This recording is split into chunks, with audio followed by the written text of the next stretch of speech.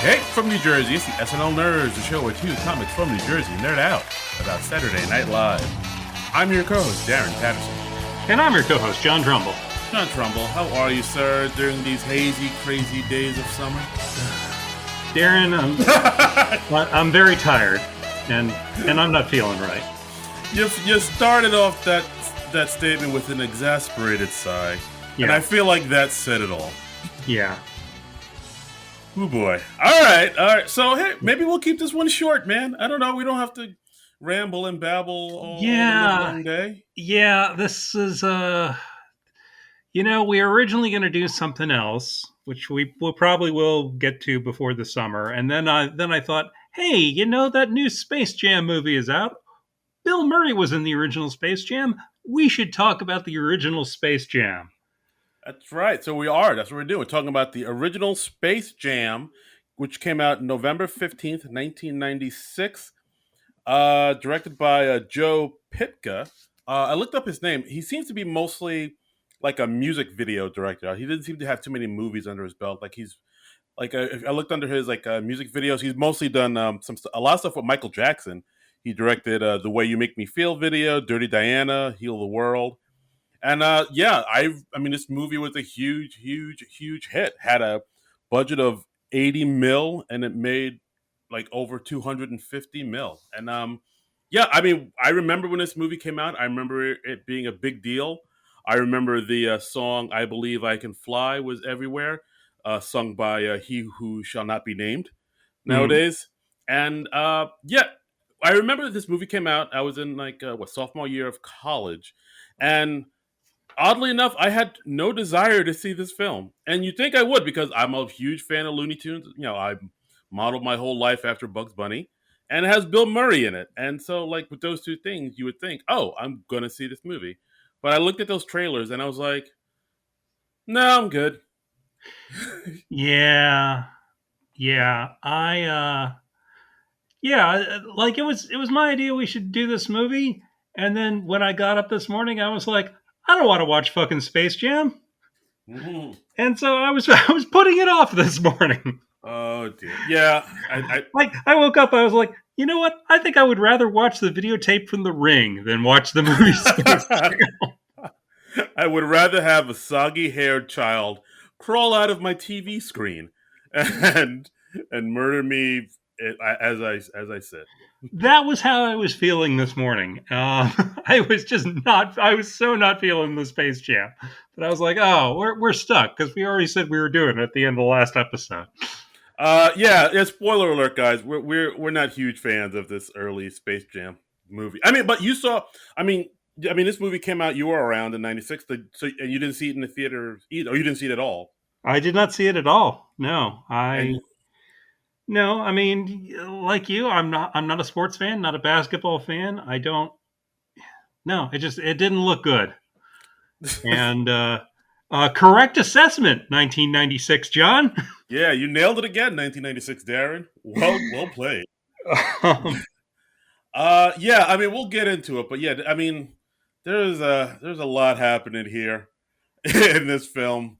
And I mean, is there a lot happening? I mean, visually, not story-wise, there's not much, but with colors and all the crazy looniness, it does have colors. I'll give this movie that it has colors occurring at various points. Yeah, I mean, and I could sort of understand why this movie has such like a cult following nowadays, because I guess if this movie came out when I was like 11 or 12, maybe I would have some affection for it.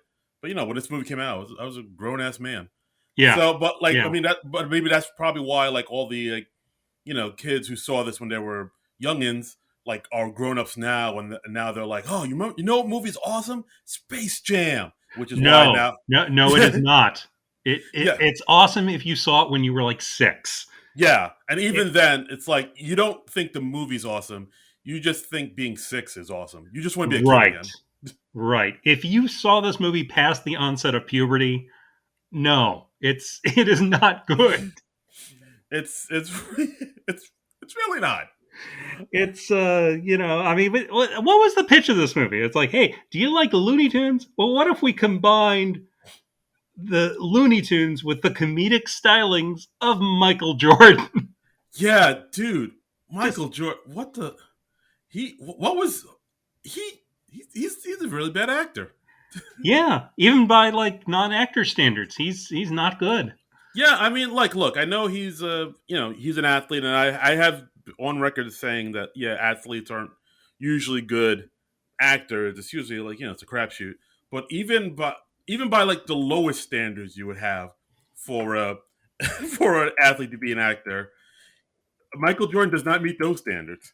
No, He can no. dunk a basketball, but as far as like giving dialogue, that's beyond his pay grade. And I mean, at this time, Michael Jordan was everywhere. This is like the height of Michael Jordan. He was doing all the commercials and things. They have like an in joke in the movie at one point about all of the various products he's endorsed. Right, that one Wayne Knight says where Yeah, he combines all the stuff he endorses into one sentence. I thought I was like, oh, yeah, that's kind of clever. yeah. Sort of slightly self-aware ish. Yeah, Yeah, I mean, there's a I few wouldn't like say it was funny, but it was yeah, a thing they did.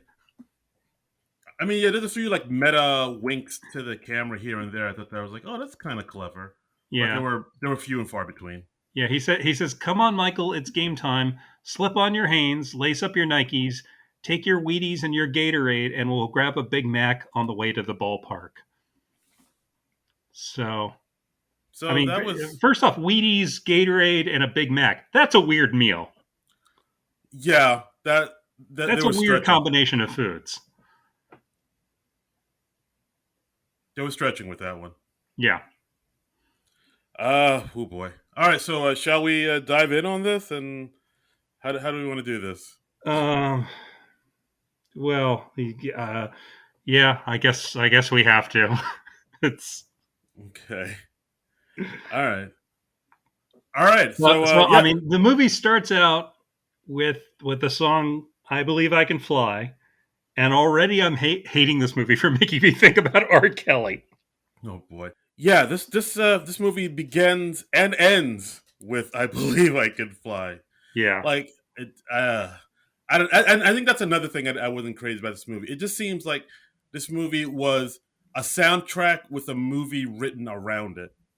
yeah, yeah. Because We like we also had the Seal cover of "Fly Like an Eagle." yeah, like I don't know if the world needed a cover of "Fly Like an Eagle." it didn't. I mean, No. Seal needed a paycheck, but the world didn't need that song. Yeah, yeah, and I remember that "I Believe I Can Fly" was like this big monster hit back then. I mean, that song was everywhere. That was like the Celine Dion Titanic song of its day. Yeah, yeah, it was huge. I mean, the radio played it all the time. I'm pretty sure like kids sang it at graduations, which is, I mean, that's a whole nother level of. I shouldn't have even said that. I feel gross saying that. Yeah, But yeah, like this was like one of those huge monster hits that you just could not escape. no, much as you wanted to. That's And right. and we open up with in summer 1973, and it's a young 10-year-old Michael Jordan. He's practicing shooting hoops in his backyard, Right. And his and dad comes out. And it's like, "What you doing now, boy?" It's like, I'm playing basketball. I'm gonna be the greatest basketball player in the world." yeah, I'm going to play for North Carolina, and then I'm going to go to the NBA, and then I'm going to do this and that. And, he's basically summarizing Michael Jordan's career. Right. And then we get like a clip reel of all of Michael Jordan's accomplishments, just showing how amazing he is.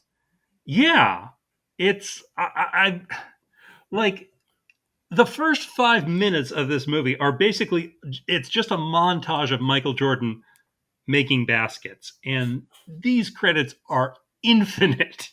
Yeah. It's like, hey, isn't Jordan awesome? Look how awesome he is. Oh, he's so cool. He's so awesome.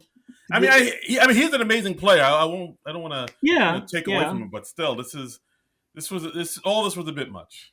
I was just expecting a bit more equal footing between Michael Jordan and the Looney Tunes characters, and no, none of that. Just all Michael Jordan. It's That's right. just That's right. yeah, Looney Tunes are in Michael Jordan's world, baby. I guess so. You in his house. And then after the infinite opening credits with Michael Jordan just making basket after basket after basket after basket, he announces his retirement from basketball and says he wants to go play pro baseball, which, that is a thing that happened. Yeah, he thought, oh, I'll play baseball now because I'm too awesome and amazing at basketball, as you've seen per my highlight reel, which you've seen only moments ago. Yeah, yeah. That's a weird thing. Yeah, I mean, I think a few people have done it, like Bo Jackson and whatnot, but it's Yeah, always like Bo Jackson, I think was playing both at the same time, if I remember correctly. yeah, I think it was like football and baseball or something Yeah. like that. But But yeah, Michael Jordan, he took a break from professional basketball, and then for I guess a year or two there, he decided to play pro ball in the minor leagues. right, he played the baseball, And and I don't think he was very good. he was not. And so then after a little bit of that, he was just like, you know what? I'm going back to the pro basketball. He was as good a baseball player as he was an actor. Yeah. I Uh, say was in the past tense, like he's dead, but he's not. He's still with us. and but it's a weird thing to wrap your movie around that because apparently by the time this movie was released, he had already gone back to basketball.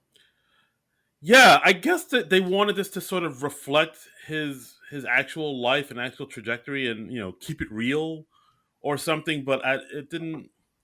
I mean, it didn't really need that. It didn't really add anything to the movie. Or I mean, No, I no, mean, and there's not a whole lot of like self-deprecating stuff about him, not being all that great of a baseball player. well, you can't say he's not great. He's Michael Jordan. He's great at everything. He's amazing at everything he does. Even as you've seen, like when he played baseball and he was on the team and he wasn't great, they showed like the picture telling him when to hit and when not to hit because Yeah, they're all trying to make him look great. yeah, the catcher that is. Catcher, I don't know Yeah, sports. I he, don't know sports people. he's tipping Michael Jordan off on what pitches he's going to get. He's like, oh, there's going to be a curveball. Don't swing at that. Uh, Right. because the subtext is like everybody just loves Michael Jordan so much that they don't want to see him fail, or they can't even admit that he's failing. And Yeah. he strikes out and he goes back into the dugout, and everybody's like, "Oh, that was a great strikeout, Michael." It's like you look so good when you strike out. Whenever I strike out, I look terrible. You look good. You make it look good, man. You're so amazing. You're so cool. You're so cool. It's a Yeah, literally just the whole team just washing his balls, making him think he's the king of the world. yeah. And also we also cut to up in outer space. There's this place called Moron Mountain, which is this outer space amusement park. Yeah, an amusement park in outer space. Right. Because aliens like amusement parks too. Yeah, of course. Aliens enjoy a good Six Flags. And the guy in charge there, voiced by Danny DeVito. Yeah, I think his name is Mr. Swackhammer or from that list. That sounds right. Yeah. It's like Jackhammer, but with swack. Right. And he's like, we need a new attraction. People are losing interest in the outer space amusement park. We need something that's going to draw the crowds. And behind him, they're running a bunch of the classic Looney Tunes cartoons.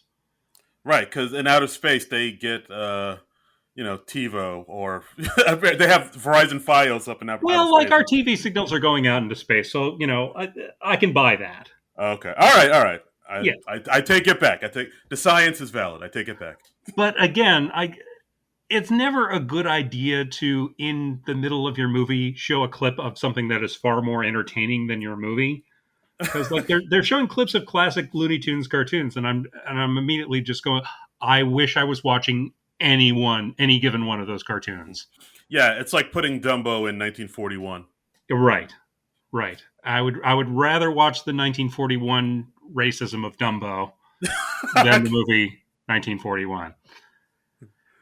Yeah, it's far more entertaining. Yeah, So Swackhammer hatches a scheme to go get the Looney Tunes from Earth and right. kidnap them, bring them back to the amusement park in outer space, and have aliens look at them and have them perform for him, and that'll be the big draw. So Yeah. slavery and it kind of Flawless plan. I lawless mean, plan. just a flawless plan. That's right. Uh, Meanwhile, back on Earth, we're at the baseball game with the Barons, uh, right. and Michael Jordan struck out, and we meet Wayne Knight. He's playing the Barons' new publicist, Stan Podolak. Yes, and he's like the normal, schlubby, sweaty, goofy, nerdy dude, and he's always stumbling and fumbling. I You believe know, that is called a Wayne Knight character. yeah. Oh, he has a type. He has a type. Yeah, I mean, particularly in the mid '90s, he had a type. I mean, Right. And then Josh Gad came in and just stole all his thunder. well, yeah. Josh Gad was like the younger model That's of right. that. Wayne Knight tripped so Josh Gad could fly. Right. I believe I can. Okay. Yeah. Um. But yeah, so the owner Yeah. of the team, the Barons that Jordan plays on, is tell Stan, make sure Michael Jordan's happy, do whatever he wants, make him, he's our cash cow, just wait on him on hand and foot, Be and I his mean, comic relief sidekick for the next hour and a half. exactly. I was like, all right, I mean, as a publicist, are you supposed to do that? Is that your job as a publicist? But I guess when you're as huge as Michael Jordan, yes, you act more like a personal assistant than a publicist. I don't know. all right, okay. So as the game goes on, we see the game is interrupted by a flying spaceship that flies overhead as they're going into Toontown. The aliens are there to get the Looney Tunes, and Right. everybody in the ballpark is like, "Oh, And apparently all the Looney Tunes live underground for some reason because the spaceship goes into the parking lot of a shopping center, and then Toontown is underneath the parking lot. yeah." They live, I guess, at the core of the Earth, near the Yeah, near, near the I mantle. didn't get why that was a thing. They're mole people, John. You didn't know this? Yeah, but they have a sky and clouds in the sky and sunlight, so I don't get anything from that they live underground. I don't. You didn't It know that makes more this. sense in like Roger Rabbit, where like Toontown's on the other side of the tunnel. Yeah, you didn't know that the second Earth inside this Earth, a I loonier don't. Earth. Yeah, apparently the Earth is hollow and the inside is not Pellucidar. It's the Looney Tunes world. Right. Or maybe they dug through the Earth and came out the other end, and that's where they are. So they're in Maybe. China. Yeah. Let's say Okay. let's say that. I mean, again, the science sounds to me. Yeah, and we see the aliens almost immediately encounter Bugs Bunny and Elmer Fudd, but neither one sounds quite right because Mel Blanc is dead. Ooh. All So right. I believe they're voiced by Billy West, if I'm not they are mistaken. both voiced by Billy West, who is a great voiceover actor himself. But it's just you can't really replace Mel Blanc. Yeah, I mean, if you don't know Billy West, he's done a ton of voiceover stuff. He did Bugs Bunny, Elmer Fudd in this movie. Right. He was the red M&M in the M&M commercials. Ren He's and Stimpy. he was Doug in the cartoon Doug. Yeah, he used to Uh, be on the Howard Stern show a lot. He does killer impressions of all the Three Stooges. yeah, he does a fantastic Larry Fine. Mhm. Futurama, he was the voice of Farnsworth, Zoidberg, Philip Fry, and Zap Brannigan. Right. Uh, I think he was the Honey Nut Cheerios bee for a little bit. Like he's got an impressive resume. Yeah. But I mean, his Bugs and his Elmer are just like, I mean, they're passable, but it's just tough. They're just never going to sound quite right. Right. You can't improve on the original sometimes. Because apparently, like after Mel Blanc passed away, I think it was around 1990, something like that. Um, there have been like different people who voice his characters, and Right. it changes from project to project because like apparently every director has their own preference. They were like, oh well, I think this guy's Bugs is better than this person's Bugs. So it varies a lot. There hasn't been like one person who's taken over the voices. So they haven't found one that just totally nailed it just yet.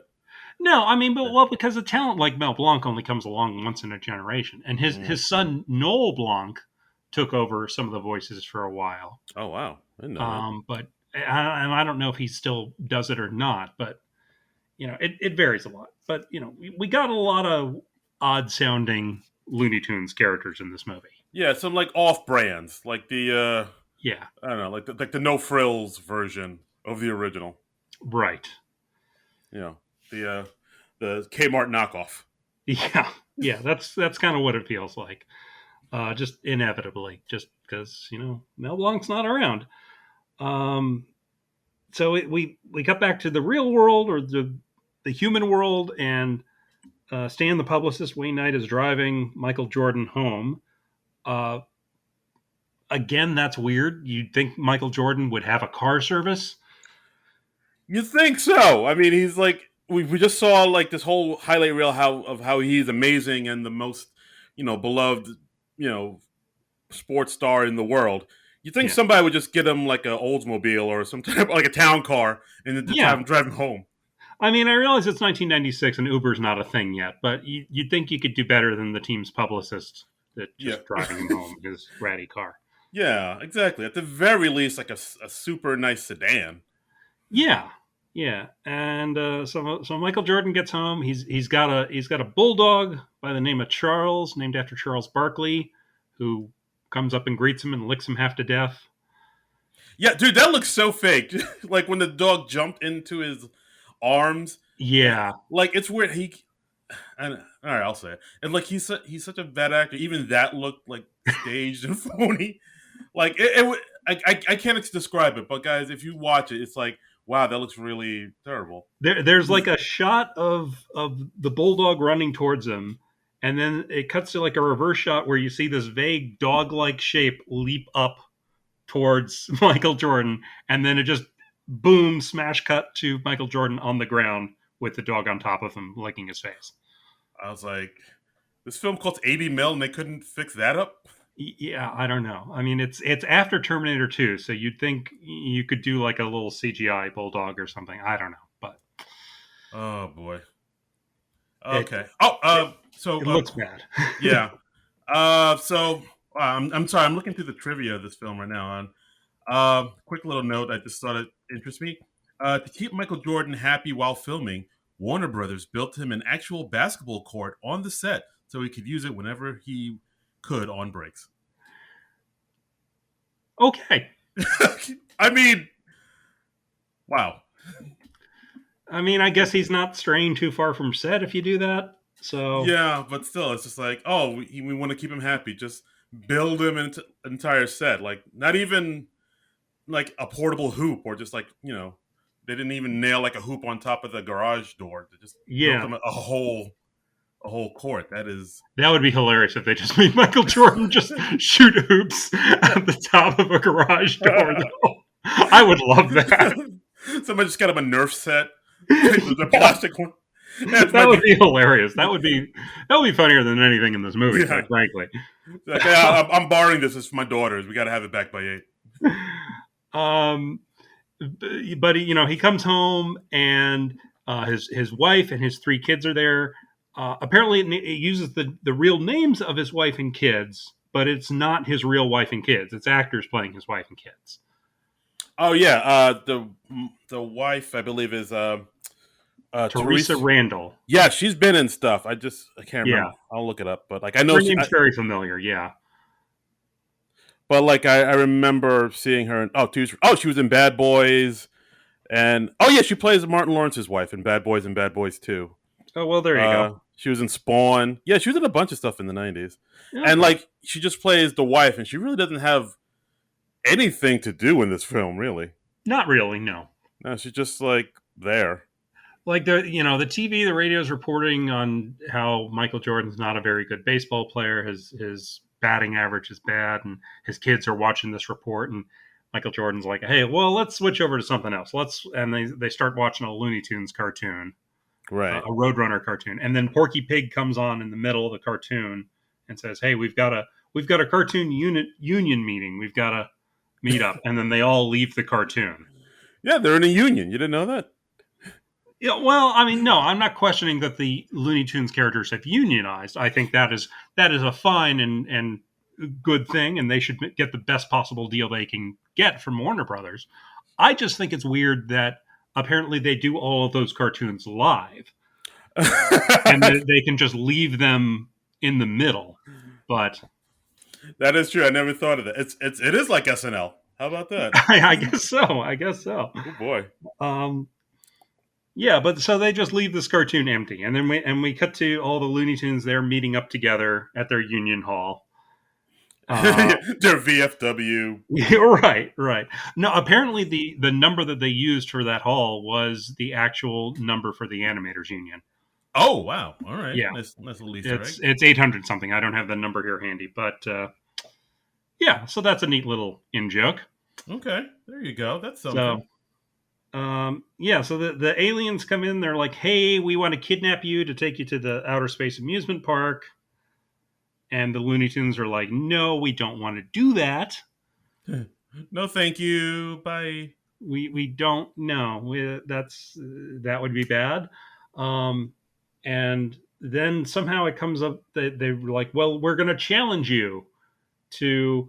And they look at the aliens and they're like, "Oh, well, they're all really short and they're roly poly and they can't jump very high. Let's challenge them to a basketball game." Right. And so they challenge them to a basketball game. And they don't even know what basketball is. The aliens. So No, no. So then they decide, all right, well, we've been challenged to a basketball game. Time to find out what basketball is. We need to do this research. So the aliens they stack themselves up on top of each other because they're all very short. Yeah, and then they go into a Knicks game at the Garden, and they Right. take some seats next to Dan Castellana and Patricia Heaton. Yeah, yeah. I was not expecting to see them. Yeah, voice of Homer Simpson and the wife from Everybody Loves Raymond. Deborah.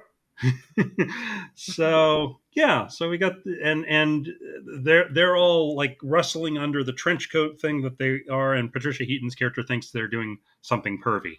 Yeah, so you know what he thinks. Yeah. So I guess that's supposed to be a joke that like goes over the kids' heads, but the parents are like, "Ha ha!" Ha. She thinks it's masturbating. Yeah, I get that masturbating joke. Someday you will soon too, son. Yeah. So and wow, this movie is slow. This movie takes forever to like set up the main premise. Yeah, I mean it's a short film. It's only like an hour and a half, but it does. The pacing is it's kind of drags. It is an hour and a half, but it drags so Mhm. much. It is. It really does. Yeah. So at this point, we see the aliens watching a game.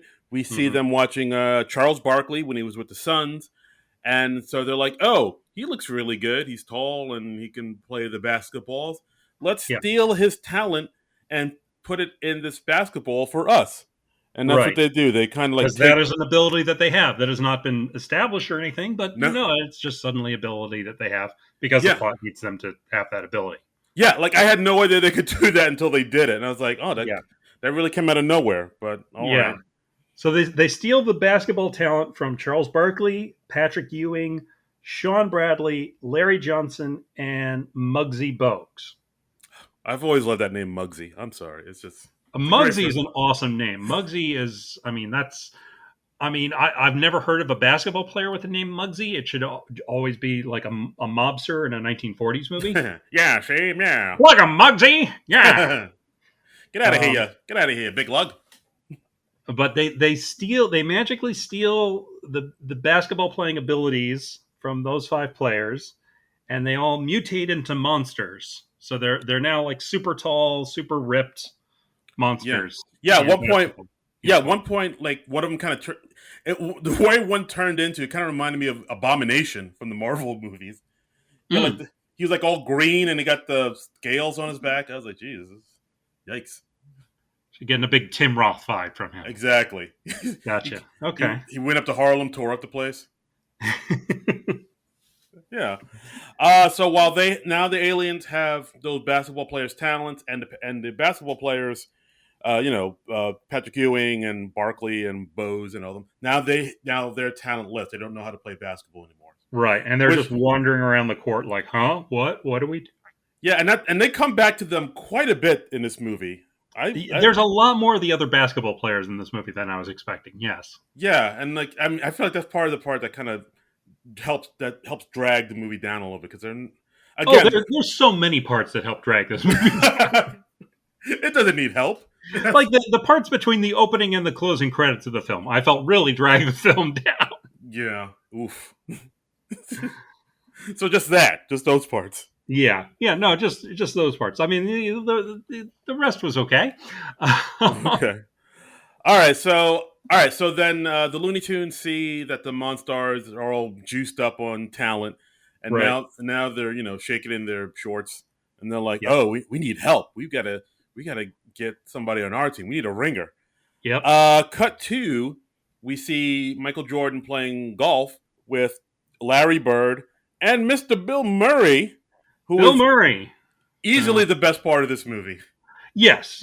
Bill Murray is pretty entertaining with what he has to do, and apparently, part of the reason he agreed to be in this movie was he had previously passed up on the chance to be in Who Framed Roger Rabbit, Oh, and he didn't really? want to pass up on another live action animated hybrid. So, Oh, wow. I didn't know that. I so mean, yeah, I mean, maybe he was. I guess he was considered for Eddie Valiant in Roger Rabbit. I don't know, but hmm. I gotta think about that. yeah. Bill Murray is Eddie Valiant. Yeah, because I know Bob Hoskins is. I mean, he was. I'm sure he wasn't their first choice because he doesn't seem to be like the first person you think of when Well, you think. Bob Hoskins, he wasn't a name. Yes, He was like a working character actor, but yeah, I can see them wanting to go for a name actor first. right. All right. Now, I mean, that's one of my favorite movies of all time. Now I got to see who was in the running for that thing. Yeah. We should look that up. Okay. I mean, who knows? Maybe they considered him for Judge Doom or another character in that. But I could easily see him playing Eddie Valiant. Oh wow. Okay. All right. So All right. Yeah. So they're at the golf course, playing golf. Bill Murray talks about how now that all the players don't have their talent, maybe I can get a shot there, fella. Maybe I can Right. go up there and do the dribble ups. Yeah, we need somebody to come into the NBA, somebody who doesn't have any professional experience but is still a good player. And Michael Jordan and Larry Bird are both like, yeah, but you're not a good player. At that point, I hope Bill Murray was like, "Well, you're not a good actor, but you're in this movie. What's up? Oh, damn! You just got murdered." And by the way, we are 30 minutes into the movie at this point, and we're watching a freaking golf game. Yep. We're still like setting up the main conflict of the movie, and it's a movie about cartoon characters and aliens playing basketball. I don't think it needs this much setup. It really doesn't. Yet somehow we are still setting it up a third of the way into the damn movie. There's a lot of setup for this. It's yeah. Boy. So I mean they're playing, and Michael Jordan shoots his shot. He makes his golf shot, and he ends up making a hole in one. And we find out it's because like Bugs is underneath the ground with a magnet, and he's drawing the golf ball to the hole because apparently golf balls are magnetic. Yeah, I didn't get that either. You caught that, right? I was like, wait, it's a golf ball. It's not metal. So how is this? I guess happening? It's just cartoon logic. I mean, it's a cartoon magnet, so it attracts everything. But I mean, so Michael Jordan, he's very excited because he's like, hey, I made my very first hole in one. Another sport I can totally dominate and have my gambling addiction and and all that. And they could make a documentary about this in 20 years. And he reaches into the hole to retrieve his golf ball, and he's like pulled down into the hole in like a cartoon kind of fashion. Yeah, and he gets, pulled down into Toon World.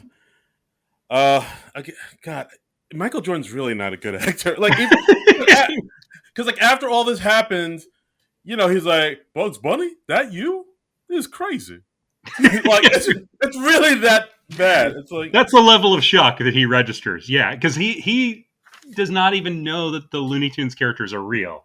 They apparently have lived just this secret existence for all this time, like 50 years or more, living underground and periodically making cartoons. yeah. Apparently, this is new to everybody.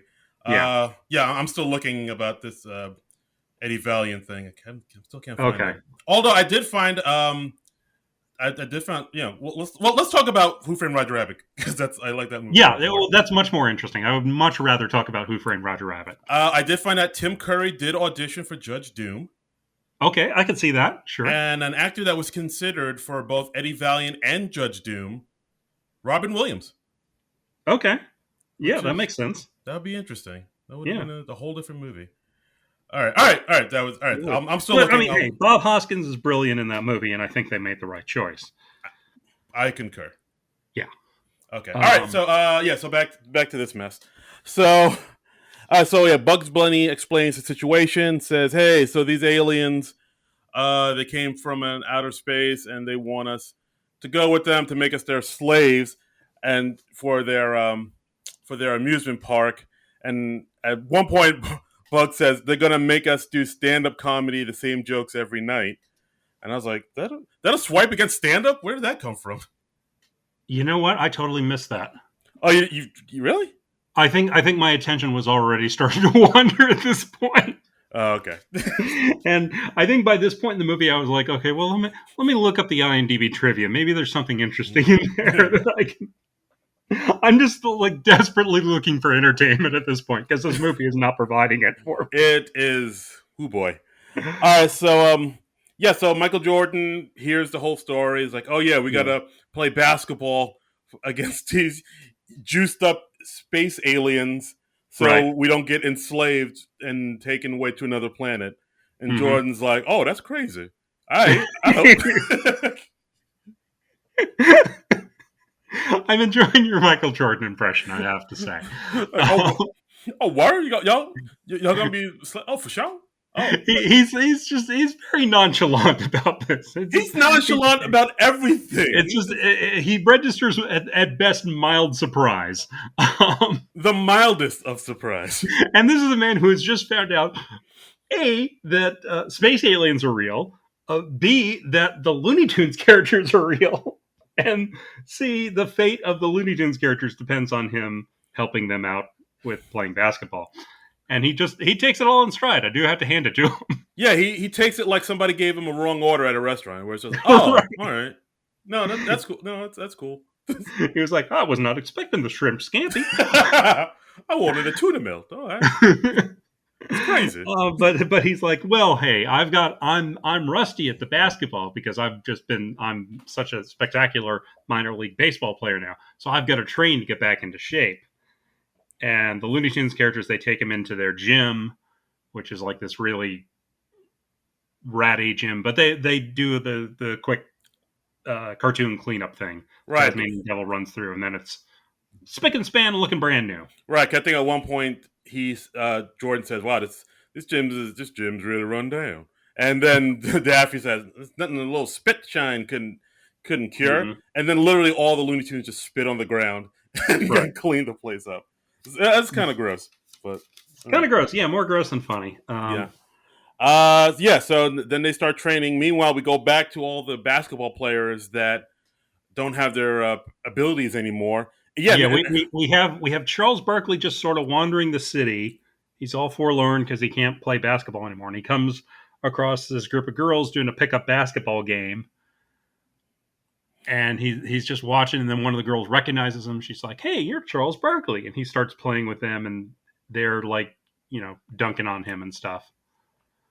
Yeah, and then they're like, "You ain't Charles Barkley. You a lookalike. You whack. Get on out of here. Get on Yeah, going." Then at one point we see Charles Barkley in church praying to the Lord to get his yep, abilities back, and he even says, "Like if I get my abilities back, I'll never go out with Madonna again." right, Which is like, oh, that's a little swipe at Madonna, but yeah, uh, and yeah, then as when we see them in we see all the players in the hospital.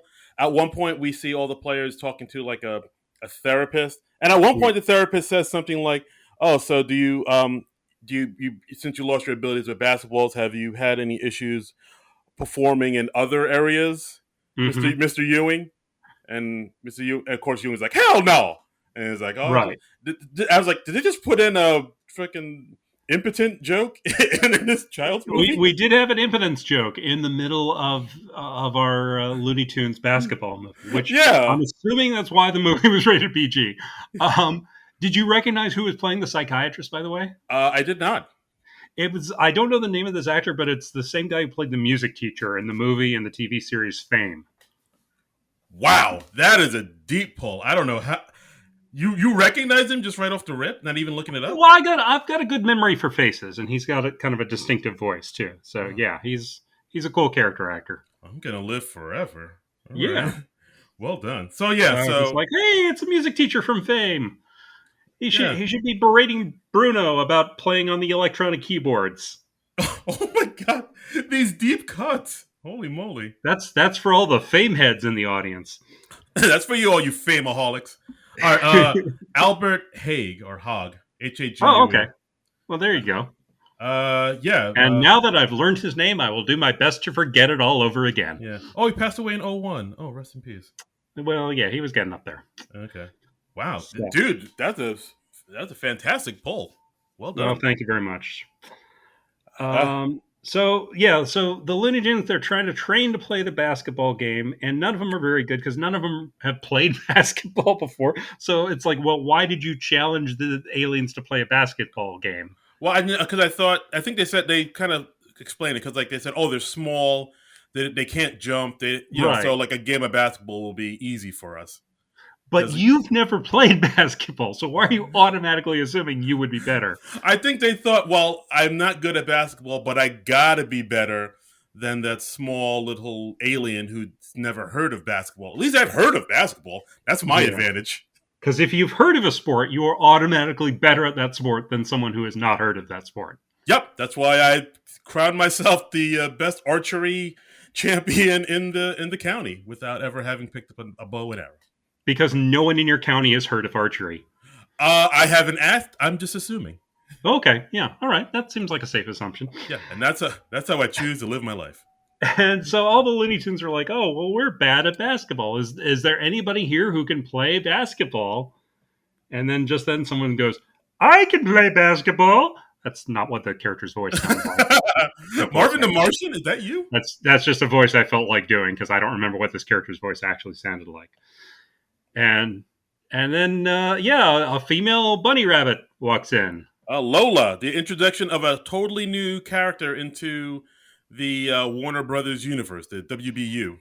Right. Apparently, it was originally going to be a previously established female bunny character, but they redesigned her so much that they ultimately just made her a new character. Yeah, so I mean, it's weird that they introduce this whole new character, but they don't give her anything to do really. Like it's She literally doesn't really have any character traits outside of Bugs finds her attractive and she is good at basketball. that's really it. Like she comes in and says, "Oh, I'll practice," and Bugs is like, got going," Yeah, and hearts in his eyes and floating around his head, and like she's really good at basketball, and I think that's Bugs it. like, yeah, and Bugs is like, "Hey, what's up, doll?" And she says, "Never call me doll." All right, I'm out of here, and then she just leaves, assuming that she got the gig, and look, we don't Yeah. see her again until like the big game, really. Yeah, but I mean, she's in like a cut off top and basketball shorts, so she's dressed for basketball. So obviously, she's good at basketball, Right, dress for the job you want. right? Yeah, So but yeah, there's really not a lot of character. I mean, I know it's a kids movie, but there should be some character development and I all mean, that. she should have some sort of trait. She should fit into the mix somehow. I don't know. It usually doesn't work for me when we have like this classic group of characters and then it's all of a sudden like, hey, here's this new character. They're just as cool, aren't they? And Yeah, no, they're not. Like when they brought the Muppets back and they had Walter in there, I freaking hated Walter. you always hate the new guys. Like when they put in Oliver in the Brady Bunch. It's like I don't. Right. It's like, Yeah. oh, like we got a new young cute kid to you can just throw them in his family. It's like no, I refuse this. Yeah, no, yeah, you don't throw in a new cute kid just because Cindy's getting a little older. That's just wrong. That's ageist. Yes, That's right. absolutely. Uh huh. So, all right. So, the tunes are still basketballing, still trying to get their things together, and Right. then Michael Jordan says, "Well, if I'm gonna play basketball here in Toon World, I'm gonna need my uniform from my house. I'm gonna need my lucky sneakers because Yeah, I'm not wearing sneakers right now. I'm in my my golf outfit, and yeah. I need my gym uniform. I need my lucky North Carolina shorts that I Right, wear at because every apparently game." he would wear his North Carolina shorts from college underneath his professional uniform during his entire basketball career. That was what he did as a good luck charm. Yeah, I mean, I've heard of it. I've heard of like athletes doing good luck, superstitious stuff like that all the time. Yeah. So it's not too bonkers. So So he's like, so you guys have to go back to the real world and grab my basketball gear.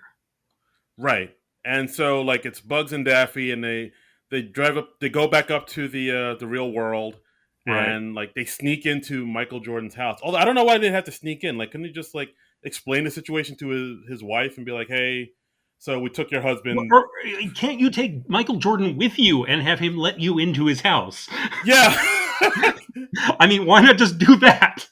He has his keys. He has the house keys. Yeah, I'm assuming. Why do we have to do a B and I mean, E? if they're not in his pants, they're at the very least in his car.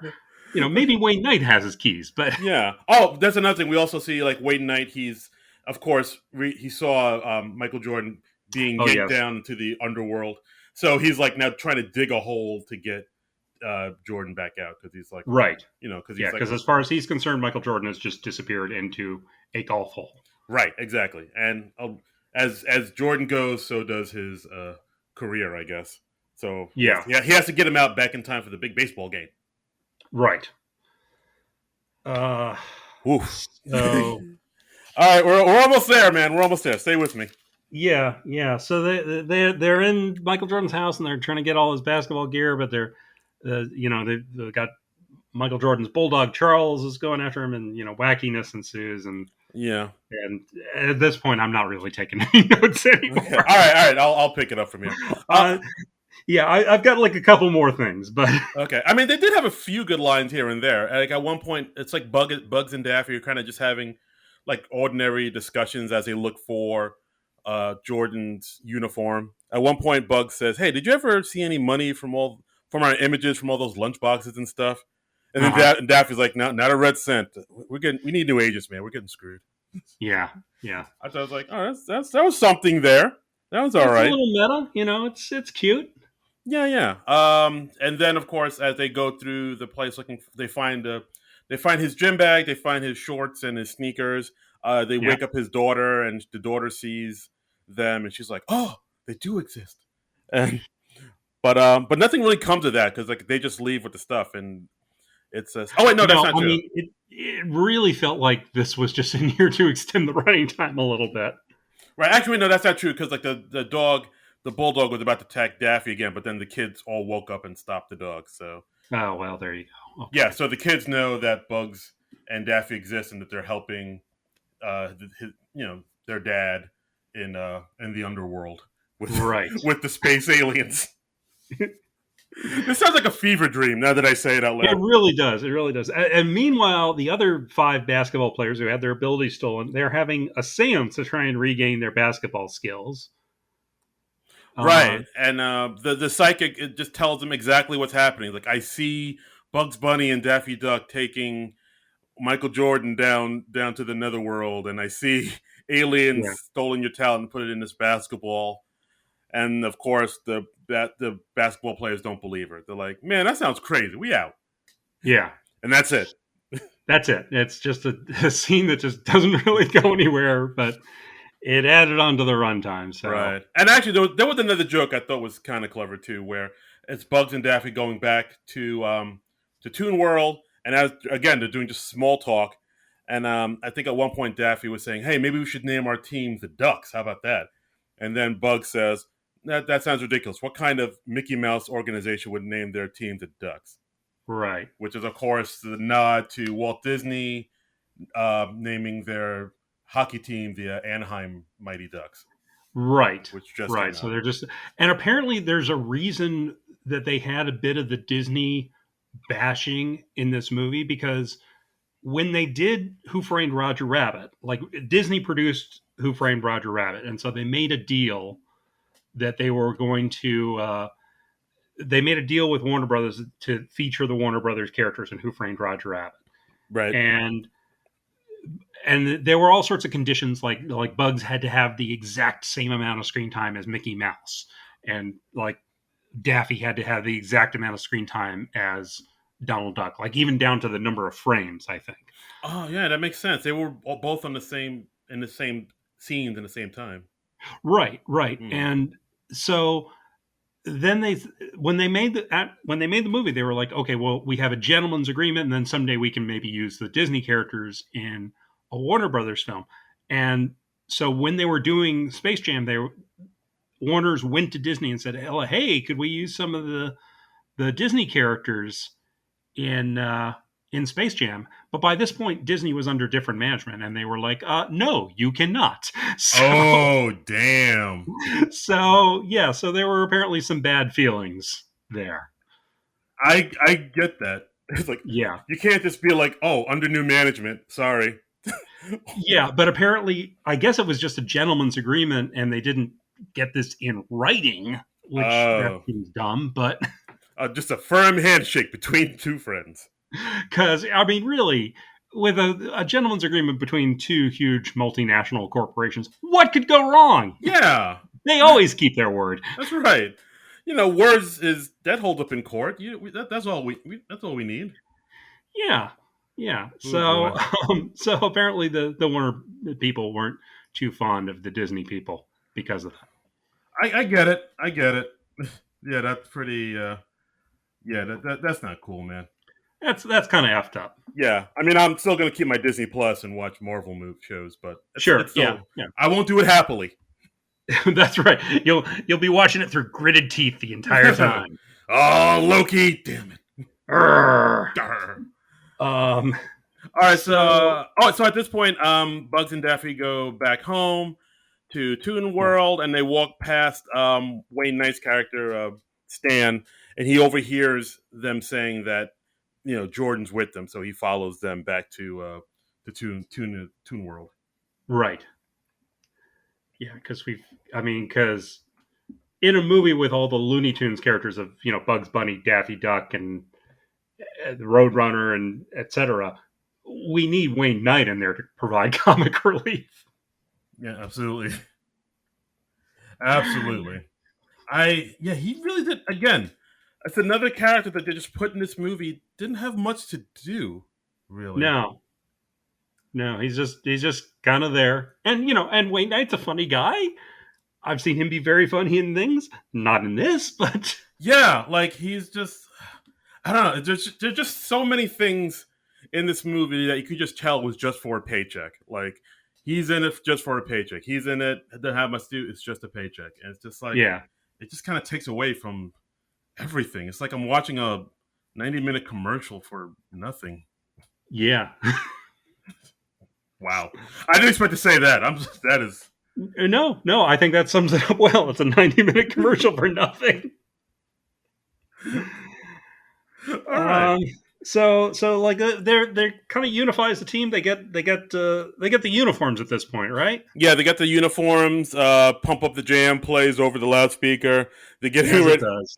getting ready for the big game. Hmm. Introducing everybody. Lola Bunny, of course, comes sashaying in. All the wolf whistles, wolf whistles. Right. Um, yeah, it's a big old to do. Oh, there's also one part where there's a scene where I guess the commissioner of the NBA says that the season is canceled because the players are sick, and Right. that scene is just there. That doesn't really Because go. the five, I guess they're trying to up the stakes. Yeah, but I they're guess. canceling the entire season because those five players can't play anymore. Which that seems hurtful to all the dozens of other people on the teams. If Muggsy Bogues can't do it, none of us can do But yeah, no, I guess they're just really trying to up the it. stakes. Yeah, take a break, Anthony Mason, or whoever. I'm surprised they came up with that name. Yeah, so The basketball game starts. They're still in Looney Tune Town. That's another thing that I've kind of noticed. I forget if I heard it on a podcast or a friend of mine told it to me. The movie is called Space Jam, and But they never go into space. no, they don't. They don't jam in space at all. No, no, So there is no jamming. There is no spacing. they go into outer space once to establish, the character of Swackhammer and the aliens, and Right. that's it. Everything takes place on Earth. So why That's is this true. called Or below Earth? or Yeah. below the Earth's core? So why is this called Space Jam? I mean, they're playing against aliens. I guess that counts. Sure. Maybe I don't know. Oh, Don't boy. make me figure out the logic of Space Jam. You know what? I apologize. That's on me. That's on me. So they're playing against the Monstars, who are all super jacked up on all the professional basketball players' skills, All roided up. and they're beating them badly. The Looney Tunes are not doing too well. Yeah, I think at some points there's like the monsters are actually like punching them in the face, or just, Yeah. they do a lot of stuff that's like clearly not regulation. This is true. But I was expecting like funnier sight gags and stuff, but the basketball game, it's not really funny. Not really. No? It is what it is, but it ain't that funny. So yeah, And I'd also expect like characters like Bugs Bunny and Daffy Duck to be much shrewder than they are. I want to see like wacky trickster Bugs who like always makes Elmer Fudd look like an idiot. yeah. Why can't he dress up as a girl bunny and seduced one of the monsters? Yeah, or just do something. Bugs would bend the rules more. Right. Do you ever find Bugs Bunny attractive when he put on girls' clothes and play a girl bunny? No. Me neither. I was just asking. Okay. And scene. See. So like the score is very lopsided. It's like 60 something to 2, I think. Right. So it's halftime. Right. All the teams are in their locker rooms trying to reconvene. I guess Swackhammer, the Danny DeVito character, I guess he flew down from outer space to see this game, and Right. so he's there with the team saying, "Oh, you guys are doing great." You go out there and cream them, and then the Monstars say, "Yeah, boys, we're doing great. We stole the talent from all the NBA players, and now we're wiping the floor with them." And of course, Stan he overhears that, and he's like, "They took the players' talents. Oh, I gotta tell the fellers." And he goes. But And he does tell the fellers. yes, and so of course defeated. They're like, "Oh, they have all the NBA players' talent. We're never gonna win. It's over. We lost." And then of Right. course at this point, But Michael Jordan just then. Michael Jordan should be giving a rousing speech, but as we've said before, Michael Jordan's not a great actor. Not a great actor, you guys. So even his rousing speech is like, oh boy, it's like, hey, come on, man, let's just go out there, give it all we got. Y'all doing all right. We can win this, baby. Come on, man. We got this. Who with me? And then everybody's like, no, this ain't no. That was not rousing. No, it was not. No. But then one of the characters they somehow have a stash of what's called MJ's secret stuff. Right. Basically, like Bugs Bunny has an idea where he takes a water bottle, fills it up with tap water, writes MJ secret stuff on it, and shows it to guys like, "Hey, Michael, you forgot to tell us about your secret stuff." And he drinks it, and then Right. Bugs Bunny like flexes and he gets all muscly, Mhm. and he's able to con his friends into believing that this tap water is some type of steroid and Right. It's the enhanced. thing that makes Michael Jordan so spectacular at basketball. Exactly. It's some like. So basically, everyone is doping up to win the big game. Do you know any other way to win games, John? These are our heroes. They are like, yes, let's take this performance-enhancing drug. Yeah. Juice up and get out there, man. Yeah. Just do it. It's a great lesson for the kids. Yeah. Exactly. Great lesson. So all Bugs' friends, the team, they buy it. They all chug down the tap water, and then I Right. was like, oh yeah, I feel stronger. It's basically a placebo, and they're like, oh yeah, I Yeah. feel stronger, I feel great.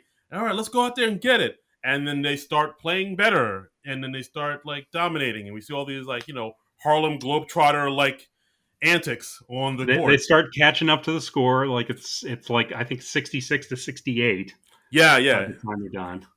it gets close. It gets very close.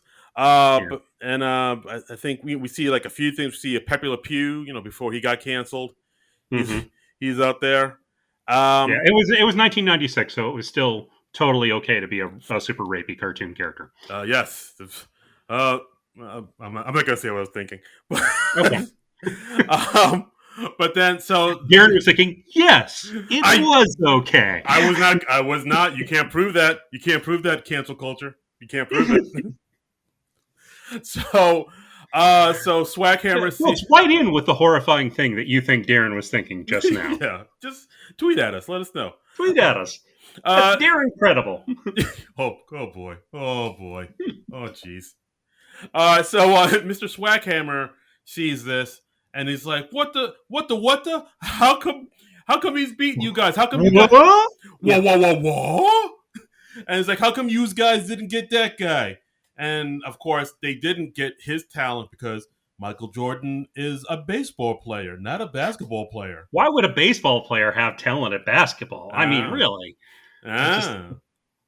See what they did there? Aha. yeah, So of course Swackhammer says, "Well, I want that guy on my crappy amusement park in the cosmos."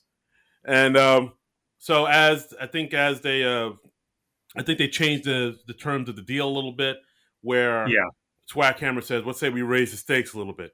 If Jordan, if you win, then no, I think Jordan is the one that pitches the idea, saying yeah. if I win, all the NBA players have to get their talent back.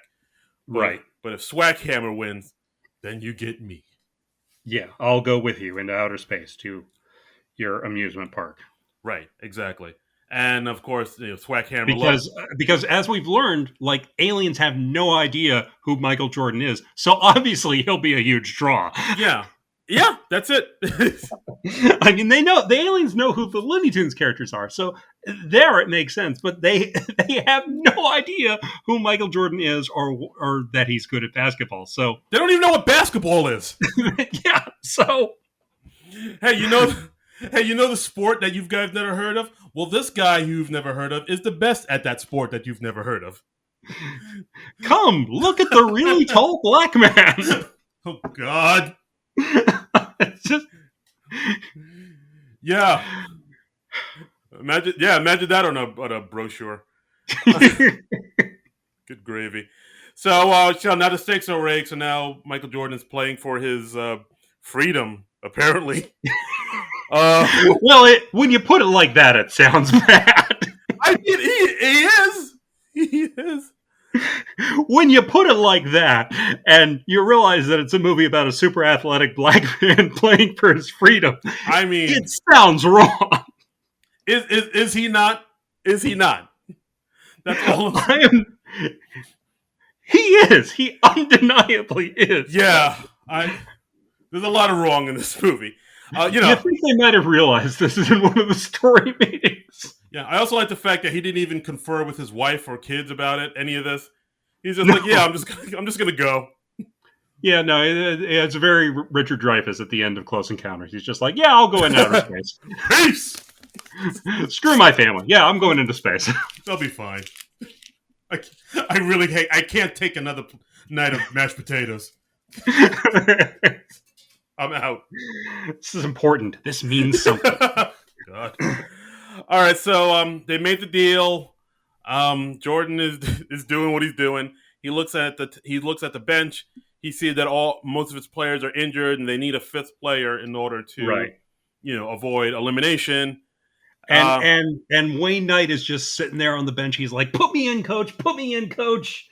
Let me play. Let me play. Put him up. Put him up."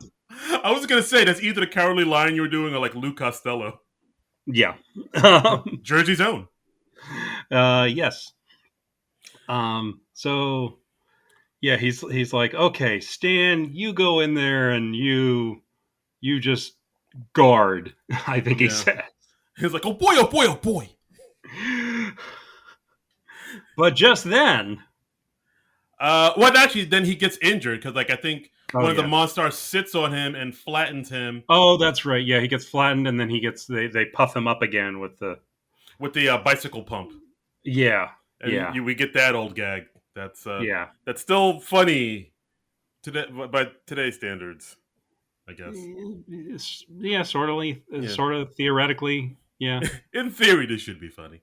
Yeah, yeah. I mean, it's like what Mike Birbiglia was saying during during Don't Think About It. Like, it sounds like it should be funny, but it's not. Yeah. So, yeah. So Wayne Knight's character Stan gets taken out. So they still need a fifth player, who should show up literally out of nowhere. Mr. Bill Yeah, Murray. Mr. Bill Murray. Well, Bill Murray. I mean, if anybody can access Toontown, it's Bill Murray. I would think. Right. And I will admit, I did like the line where Swackhammer sees him and he says, I didn't know Dan Aykroyd was in this picture. Yeah, yeah. I was like, all right, that's funny. That was cute. That was cute. And there's also another line where Daffy walks up to Bill and says, Bill, how did you get here? And of course, Bill says, well, the producer's a friend of mine. I just had a Teamster drop me off. Right. And this is true because the movie was produced by Ivan Reitman. So There you go. Inside joke, inside humor. Love it. right. Yeah, so Bill Murray, he's on the team with Michael Jordan and Bugs and uh, Lola. I nearly said Babs, but that's the bunny from Tiny Toons. Yes, that's. And I guess Daffy's the fifth. Is that right? Yeah. Let's say yes. Okay, those are the big characters. So Right, I didn't keep track, but yeah, that sounds neither about right.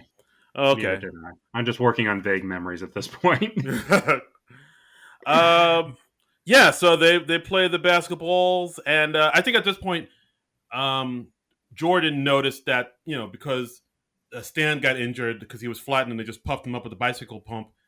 Like he noticed, oh, that you guys can do that here, and of course they're like, oh, but surely, Doc, you're in Toontown. Right. Everybody's toony here, and which gives him the idea to do what he does, which is to sink the winning dunk by to literally flying through the air with the Mm-hmm. greatest of ease, as he Yeah. is wont to do. And he's attacked by the Monstars as he's doing it, but because he's Michael Jordan, he stretches his arm. Like Plastic Man. You like Plastic Man, he makes the basket that way. Right, because, Michael Jordan is Richard Reed, or Reed Richards. Damn it, I fucked it. Reed Richards. Damn it! I'm sorry, I apologize. I don't know who Richard Reed is. He's a guy from work. I don't know. Oh, okay. Yeah, well, how's Richard doing these days? He's all right. He's doing that's good. He's doing good. That's good. That's good. Doing real good. Um, Yeah, so so he makes the dunk, and the Toons win. Yay! game-winning shot! Yay, Michael Jordan! He saved every one of us. He's like a regular Flash Gordon. That guy. Oh, savior of the universe.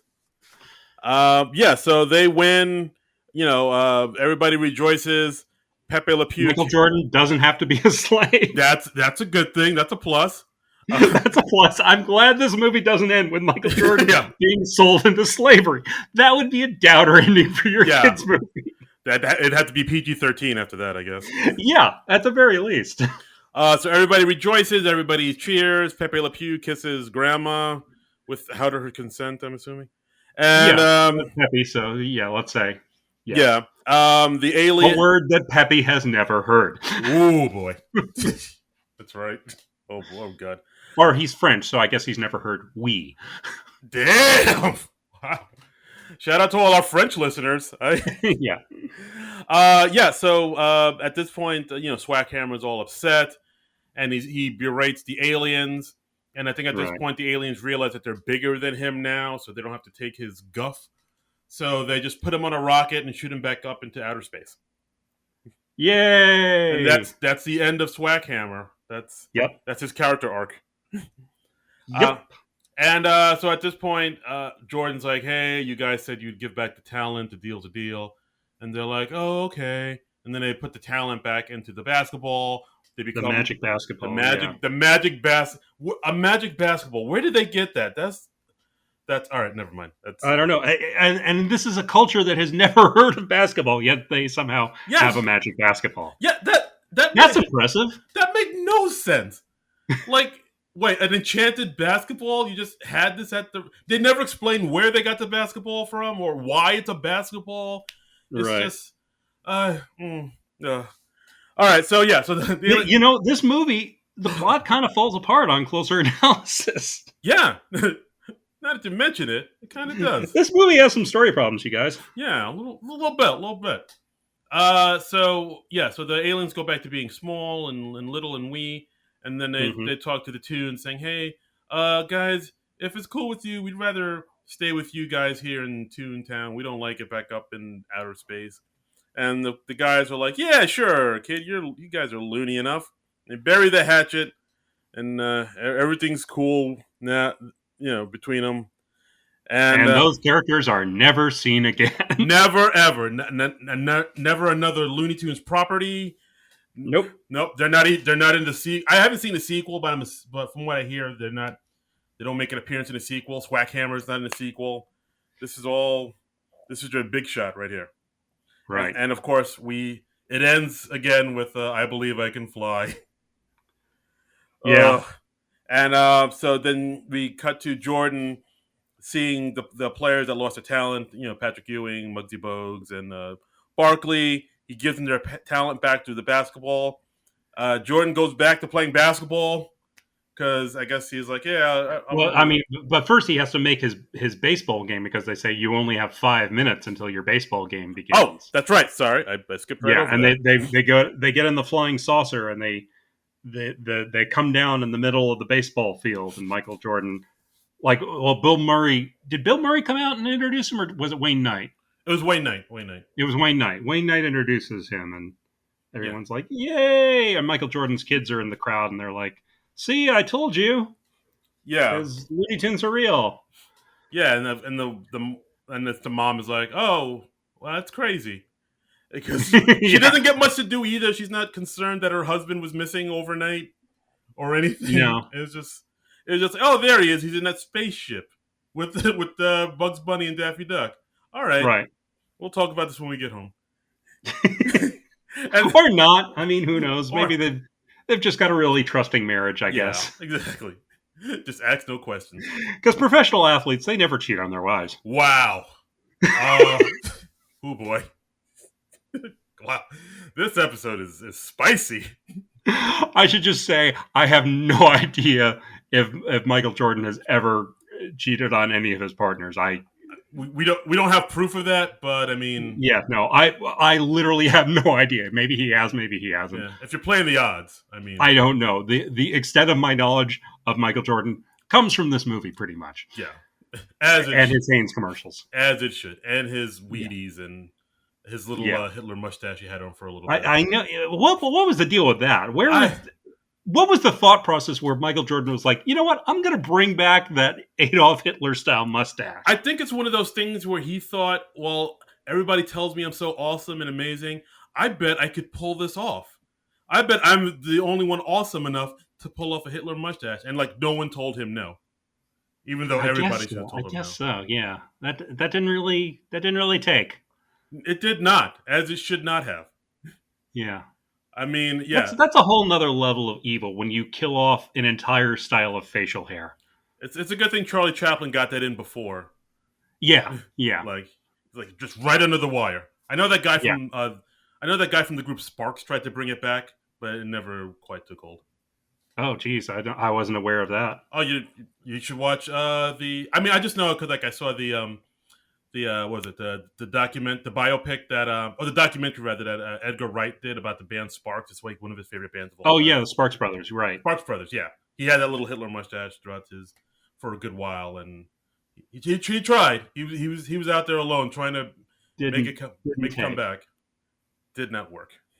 Yeah, Yeah, I don't know if we're ever going to reach a point where people are like, you know what, this style of facial hair, that's okay again. I don't see it happening. I think No. it's dead and gone. And I don't think it's an attractive enough style that people will be like, yes, let's bring that back. Yeah, and that says a lot about it because even handlebar mustaches made a comeback for a little bit, but not that, Right? Yeah. but not that mustache. They were like, No. I will look like the dude on the Pringles can before I have a little Hitler mustache. Right. That says a lot. It does. I don't know what it says, but it does say a It lot. says something, but I It don't know says what. something, I guess. But yeah, and that's pretty much the movie, guys.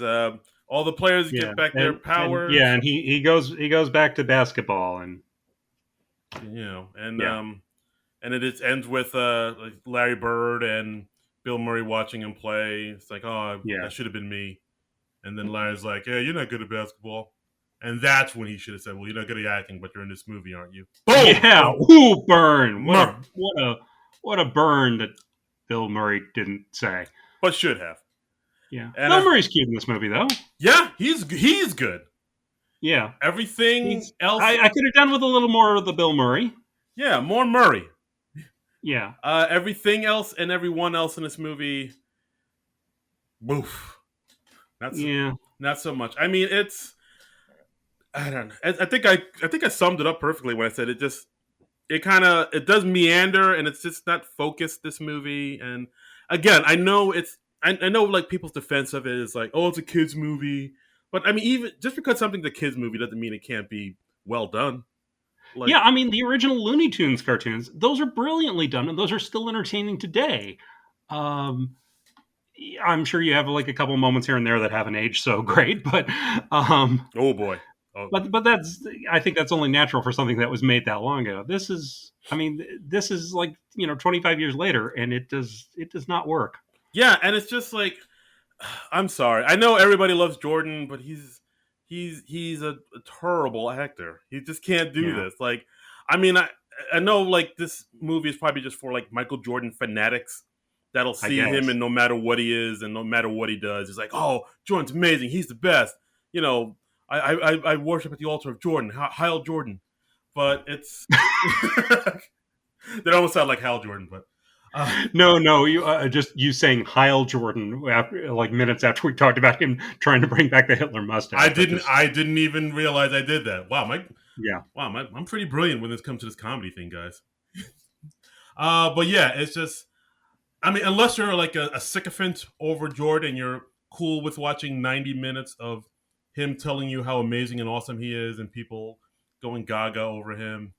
Then maybe this movie's for you. If you're somebody who saw this when you were a child and you have beautiful childhood memories of this movie, yeah, but like if you're like us who are just watching it and just basing it solely on its attributes as a movie, it's a no good, boss. Yeah, it's not good. It's not good.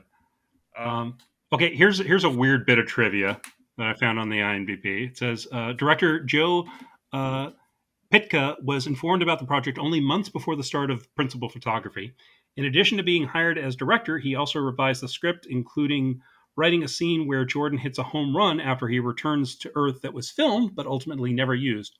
Spike Lee was also interested in helping Pitka with the screenplay, but Warner Brothers blocked him from the project out of dissatisfaction from how he funded Malcolm X. wow. Did Spike Lee do something shady to fund Malcolm X? No, I mean if you look into the whole history of like Spike Lee and Malcolm X, there's like it's I mean I haven't seen it, but like all my friends say it's an amazing movie, it's a phenomenal movie. But I think Yeah, it's a good movie. yeah, but I think it's one of those things where because it was Malcolm X, especially back then, Yeah, it seemed like a lot of people didn't want to touch it because he was such a controversial figure. So I think like Spike Lee had to go outside the norm, outside of like Hollywood sort of revenues in order to get it funded. I think a lot of other, like black actors and people helped him fund it in order to right. make it. And it Oh, so they didn't like that he went outside the system. I believe so. Yeah, I'll look it up, Okay. but yeah, it's one of those things where he had to like look towards other, like-minded individuals to get this film funded, and he got it funded. And I mean, to this day, people say it's like Denzel's best performance, and it's an amazing movie. And the fact that it never won any Oscars, or it didn't win any of the big Oscars, is like a travesty. Right. I haven't seen it like since back in the day, since like it came out in the '90s, but I remember it being really good, and Denzel, of course, was phenomenal in it. Um, I'm trying to imagine a version of Space Jam that Spike Lee was involved with. Yeah, yeah. Because, I mean, he's a big basketball fan. I'm sure he would have written at that whole slavery arc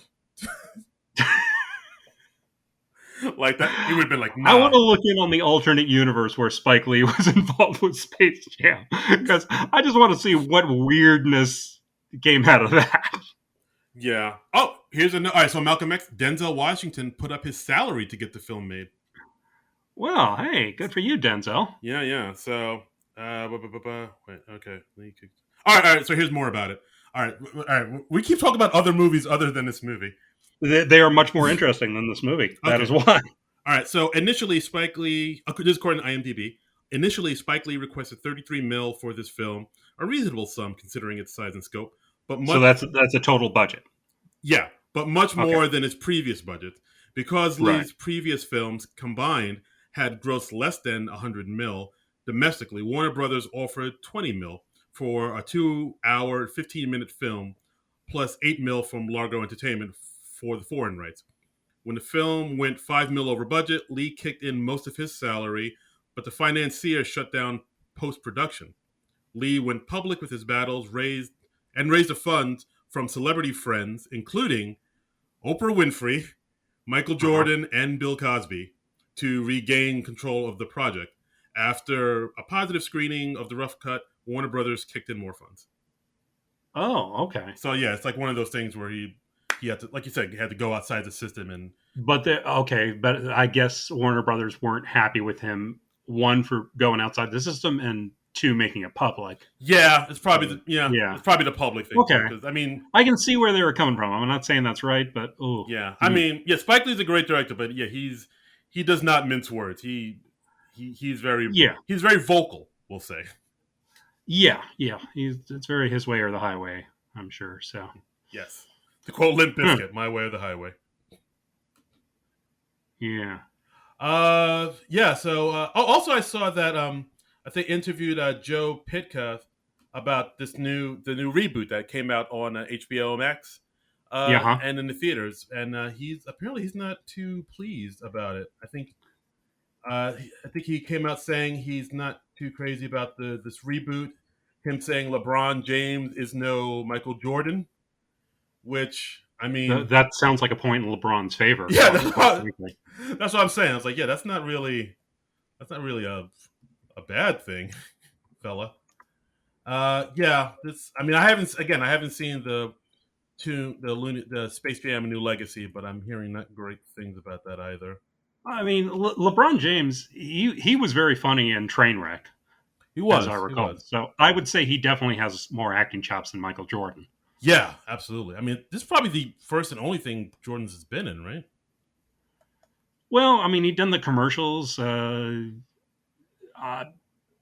yeah, I'll say yes because I don't feel like googling it. Yeah. Okay. And of course, So Pitka looks like he was quoted as saying with TMZ he thought the remake was a boring and uninteresting mess. And I'm like, dude, have you seen the one you put out? yeah, have you seen your movie? Because it seems like people had this revisionist history that Space Jam was this amazing film, and it is not. You just saw it when you were super young and life was Yeah, carefree, my friend. and before you knew what good was. Yes, you saw it before you knew what good things or good films should actually be. Yeah. Okay. I found another couple interesting bits of trivia. It says in an interview a couple of years after the film's release, longtime Looney Tunes director Chuck Jones was highly critical of the movie.